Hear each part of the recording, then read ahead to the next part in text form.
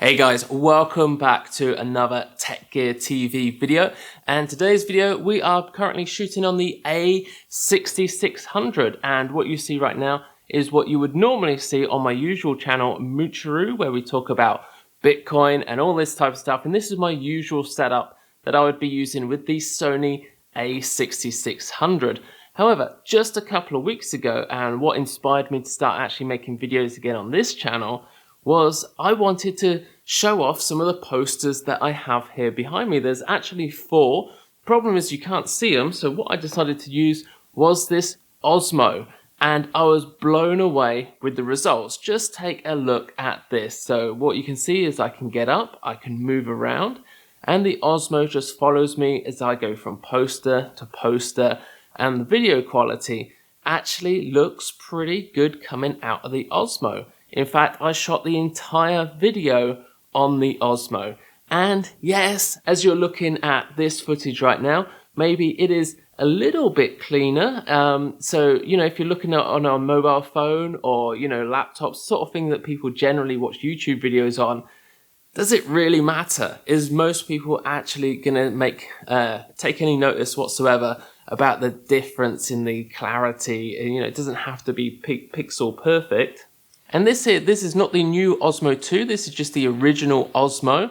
And I decided to just spend the day and we're going to go out and take a look at some comparisons between the OSMO, which is, what is that, like $400, maybe $360, something like that. And then you got the actual, the Sony A6600, which with lenses included, you're talking $2,000 to $3,000.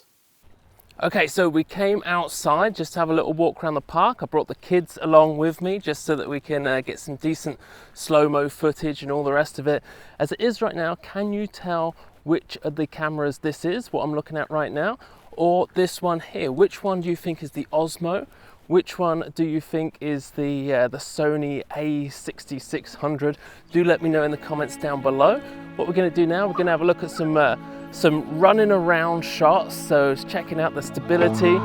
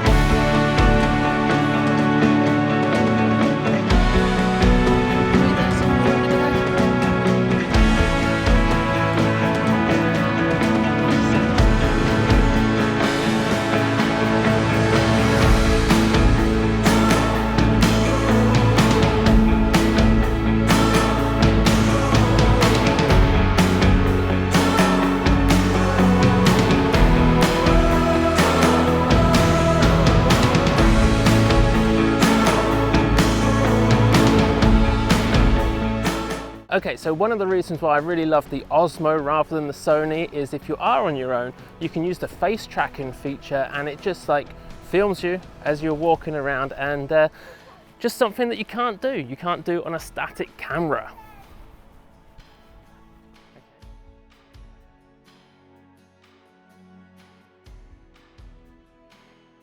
So far in this video, I've been using the audio which is on the Tascam, which I reviewed in the last video. And this is the audio that you can hear right now is straight out the A6600. It's not really that windy at all, maybe a light breeze if anything. Okay, and this is the audio right now coming out of the OSMO. No, it's a little bit noisy right here in the park, but this is what you can expect coming out of the OSMO, and just compare that once again with the audio coming out of the Sony. What do you think? Let me know in the comments down below. So what we're looking at right now is basically a quick little low light test. This here that you're looking at is the Sony. So right now on the Sony A6600, should be good. It's obviously got a bigger sensor, but we're stuck on the usual normal kit lens. So this is not the sexy Sigma 56mm, I think. It's a f1.4, yep, 56mm f1.4. This lens is what I would usually be using in the office, and it just makes things a lot brighter. Over here in the Osmo, you can see things are already pretty good. I mean, so for low light, I think the Osmo, it is only one lens. It pretty much does it all. You don't need to buy very expensive lenses just for every single scene that you're going to get into like you do with the Sony. So the Sony, very, very expensive. Yes, you can get really good results, but for usual low light, if you just sort of run and gun, want something that's in your pocket you can pull out and use in any sort of scenario, yes, I think the Osmo in this case is definitely the better option. Okay, so which one did you guys think was the best? This here, Sony A6600, comes with a price tag, I believe, without a lens. So if you're just getting it just the body only, that's going to cost you about 1,600, I believe, maybe 1,800. I can't remember. I shall leave the actual price on here.